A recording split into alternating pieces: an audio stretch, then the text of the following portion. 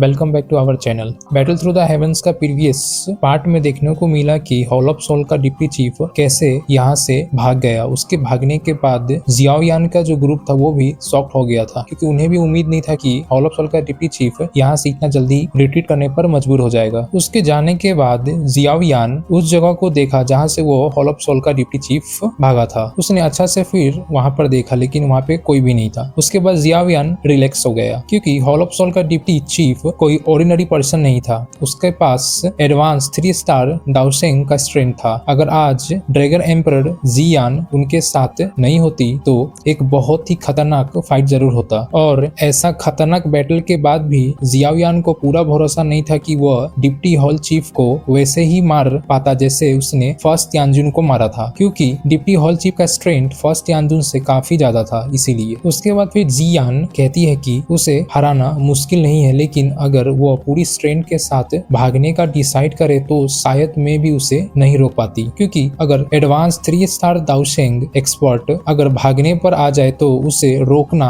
Possible नहीं होता है। और हॉल ऑफ सोल का यह डिप्टी हॉल चीफ बहुत ही खतरनाक था। उसने बिना फाइट किए ही यहाँ से भागना चूज किया, इसलिए जियान उसे रोक नहीं पाई। जियाओ यान फिर बोलता है कि छोड़ो, भाग ही गया तो कोई बात नहीं, हॉल ऑफ सोल जल्दी ही या देर से यह गैस कर लेगा कि इन सब के पीछे हम सभी है। अलायंस और हॉल ऑफ सोल के बीच पहले से ही दुश्मनी है। कुछ टाइम पहले ही हॉल ऑफ सोल ने अलायंस पर अटैक किया था। अब टाइम आने पर हम भी उन्हें जवाब देंगे, नहीं तो आउटसाइडर ये सोचेंगे हमारा अलायंस सिर्फ हॉल ऑफ सोल से दब जाता है और रिएक्ट नहीं करता है। जियाओ यान ने नोट किया। जियाओ यान का उंगली उसी टाइम अपने स्टोरेज रिंग को रब कर रहा था जब वो हल्की सी हंसी के साथ बोल रहा था तब, क्योंकि फर्स्ट यांजुन को कैप्चर करना और सी हार्ट फ्लेम हासिल करना इस ट्रिप का सबसे बड़ा प्रॉफिट है। ऊपर से उन्होंने हॉल ऑफ सोल का एक ब्रांच हॉल को भी डिस्ट्रॉय कर दिया था। ऐसा लॉस हॉल ऑफ सोल के लिए भी आसान नहीं था। फिर जियाओ यान कहता है कि बचे हुए लोगों को भी फिनिश कर दो, किसी को भी यहाँ से भागने नहीं देना है, क्योंकि जियाओ यान ने उन हॉल ऑफ सोल के एक्सपर्ट्स को देखा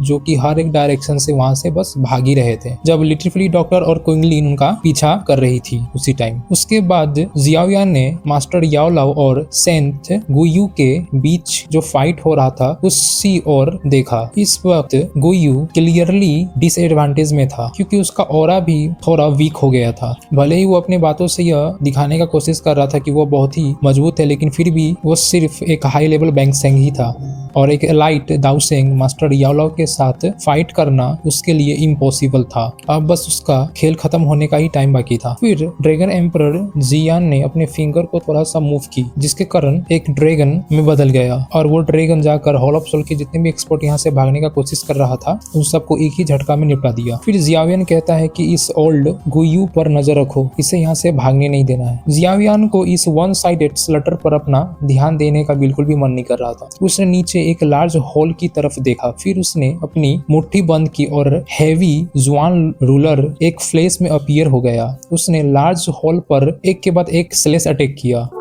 एक 1000 foot large flame pillar erupt हुआ और लार्ज हॉल को 2 हिस्सों में तोड़ डाला, जिसके अंदर बहुत ही तरह का ब्लैक चेन दिखने लगा था। उन सब चेन के अंत पर कुछ स्पिरिचुअल लाइट क्लस्टर लटक रहा था और यह सोल्स एसेंस था। जब जियाओ यान ने देखा कि हजारों स्पिरिचुअल बॉडीज वहां पर था, जियाओ यान के आंख अपने आप ट्विस्ट हो गया। वो सोचने लगा कि हॉल ऑफ सोल के यह कमीने इन सोल्स को नरिशमेंट के रूप में यूज कर रहे थे। फिर जियाओ यान ने धीरे से अपना हाथ को हिलाया और एक टेरिफाइंग हवा वाइल्ड स्टॉर्म की तरह चलने लगा। वह चेन टूट गया और उन लाइट क्लस्टर के अंदर बैंड सोल्स ने अपनी आंखें खोल दी। वो जितने भी सोल थे वो सब एक वीक नजर के साथ कंफ्यूज होकर इधर उधर देखने लगे। फिर अचानक उनसे स्पिरिचुअल फ्लक्चुएशन निकलने लगा उनसे। भले ही उन्हें यह समझ नहीं आ रहा था कि क्या हुआ है, लेकिन वो फ्रीडम को महसूस कर सकते थे। अब वो पता नहीं कितने सालों से यहाँ कैद थे। जियाओ यान ने फिर उन सभी सोल से कहा कि तुम सब यहाँ से चले जाओ, दोबारा हॉल ऑफ सोल को तुम्हें पकड़ने मत देना। कुछ सोल इतना ज्यादा खुश और इमोशनल हो गए थे कि उनकी आंखों से अब आंसू निकलने लगा था। बहुत सारा सोल स्काई में रुक गया। कुछ ने जियाओ यान के सामने अपने घुटना टेकने लगा, कुछ ने गहरा झुककर रिस्पेक्ट दिया जियाओ यान को, और फिर आखिर में वो सब यहाँ से बाहर बाहर निकले और इधर उधर भागने लगे। जियाओयान ने उन भागते हुए सोल्स को देखकर अनजाने में ही अपना सिर हिलाया। वो बस अब पलटने ही वाला था कि अचानक उसके मन में एक थॉट आया। अब जियाओयान का आंख उस डिस्ट्रॉय हुआ हॉल पर टिक गया जहां से एक डीप स्ट्रेंज एनर्जी फ्लक्चुएशंस महसूस हो रहा था। थोड़ी देर हेजिटेट करने के बाद जियाओयान वो धीरे से नीचे उतरा। उसने अपना हैंड साइन को चेंज किया और एक फ्राइटनिंग हवा ने 1000 फुट लार्ज रॉक पिलर को तोड़ डाला। जियाओयान ने बहुत ही स्पीड के साथ और भी गहरा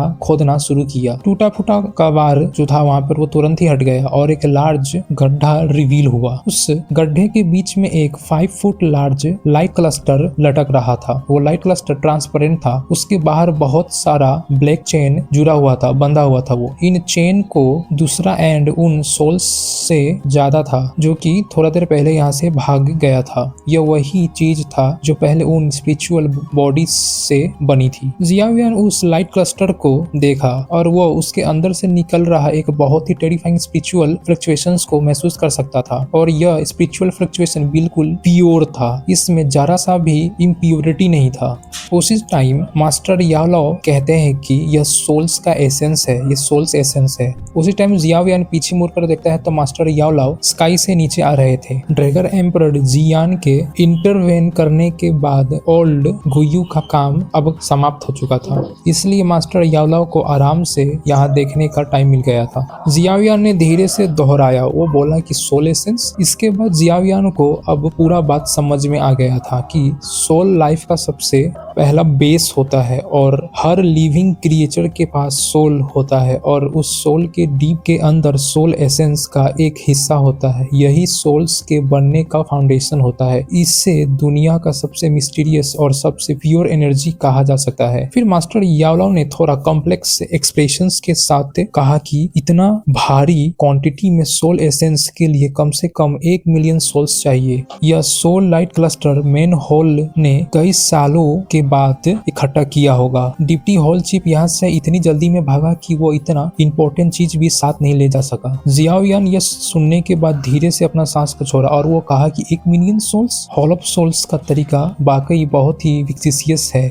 सिर्फ इस सोल्स एसेंस के लिए उन्होंने 1 मिलियन सोल्स कंज्यूम कर लिया। उतने सारे लोगों को उन्होंने जान से मार दिया और यह सिर्फ मेन होल का था। सेंट्रल प्लेन में अभी और भी काफी ब्रांच हॉल ऑफ सोल का मौजूद है। उन जगहों पर भी शायद ऐसे ही बहुत सारा मिस्टीरियस चीजें मौजूद हो सकता है। याओलाओ ने अपने चेहरे पर छुपा हेट्रेट को अब ज्यादा देर रोक नहीं पाए। उन्होंने कहा कि ये हॉल ऑफ सोल पूरे कॉन्टिनेंट के लिए सच में एक नर के समान है। हॉल ऑफ सोल्स अपने घटिया गोल्स को अचीव करने के लिए हर तरह का तरीका का इस्तेमाल करता है। ऐसा क्रूएल तरीका किसी जिंदा इंसान का खून और मांस निकालने से कम नहीं था, बल्कि शायद यह उससे भी ज्यादा विक्सियस था। फिर जियाओयान कहता है कि मुझे समझ नहीं आ रहा है कि हॉल ऑफ सोल ने इतना सारा सोल एसेंस इकट्ठा क्यों कर रहा था। जियाओयान को लग रहा था कि यह सोल एसेंस किसी बहुत बड़े प्लान का हिस्सा है। मास्टर याओलाओ ने धीरे से फिर एक्सप्लेन किया कि सोल एसेंस ऑब्जर्व करने से स्पिरिचुअल स्ट्रेंथ बहुत ही ज्यादा इंक्रीज होता है। अगर किसी के पास बहुत ही ज्यादा सोल एसेंस हो तो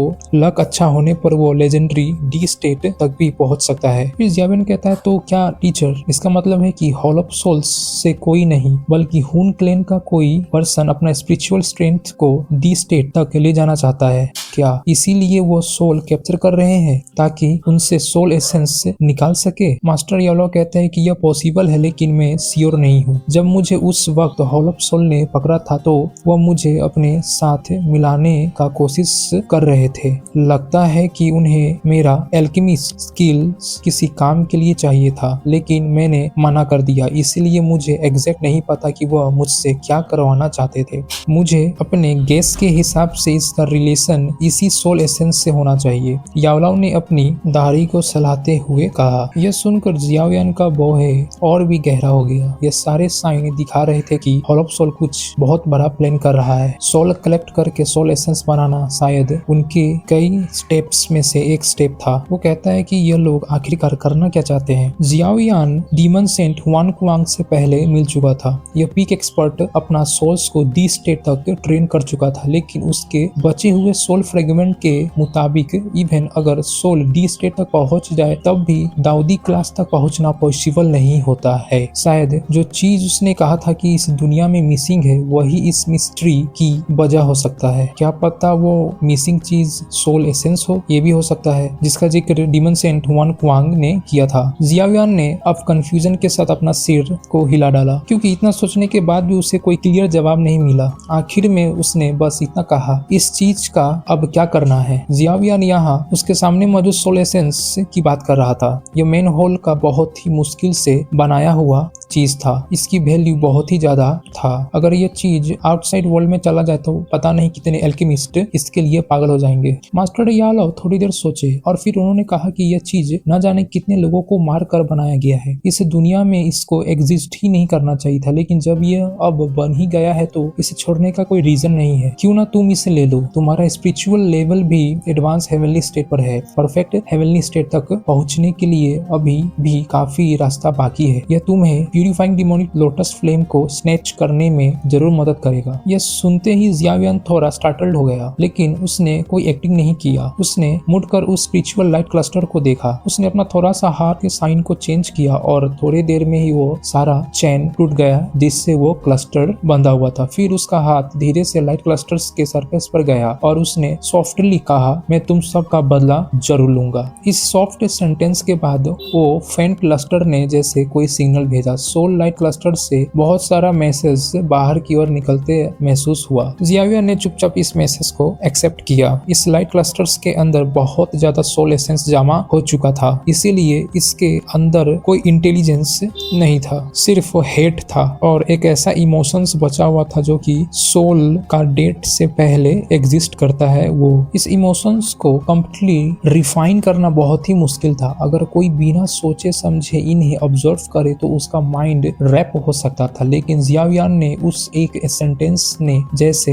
इन छुपे हुए नेगेटिव इमोशंस को शांत कर दिया। यह भी एक तरह की इंटेलिजेंट थी जो सोल एसेंस से बनी थी। मरने के बाद भी वह अपनी आखिरी स्ट्रेंथ से उन लोगों को तकलीफ देना चाहते थे जिन्होंने उन्हें मारा था। भले ही इन इमोशंस को रिसॉल्व करना आसान लगा, लेकिन हॉल ऑफ सोल्स के लोग कभी भी ऐसे शब्द बोल नहीं सकते थे। मास्टर याओलाओ ने बिना चाहे मुस्कुराते हुए कहा, जब उन्होंने देखा कि जियावियान ने सिर्फ एक सेंटेंस से ही सोल लाइट क्लस्टर्स के अंदर छुपे हुए नेगेटिव इमोशंस को शांत कर दिया, तो उन्होंने कहा कि जिन लोगों में एफिनिटी होती है उन्हें इस दुनिया में किसी भी स्पिरिचुअल ऑब्जेक्ट को पाने का हक होता है। लगता है तुम और यह सोल एसेंस दोनों एक दूसरे के लिए ही बने हो। जियावियान से मास्टर याओलाओ ने ऐसा कहा। फिर जियावियान ने धीरे से कहा कि हॉल ऑफ सोल्स इन लोगों ने हर तरह से बस बुरे ही काम किए हैं। जियावियान ने अपना स्लीव हिलाया और उस सोल लाइट क्लस्टर को अपना स्टोरेज रिंग के अंदर रख लिया। उसके बाद उसने चारों तरफ देखा। इस वक्त मेन हॉल के बचे हुए लोग सिर्फ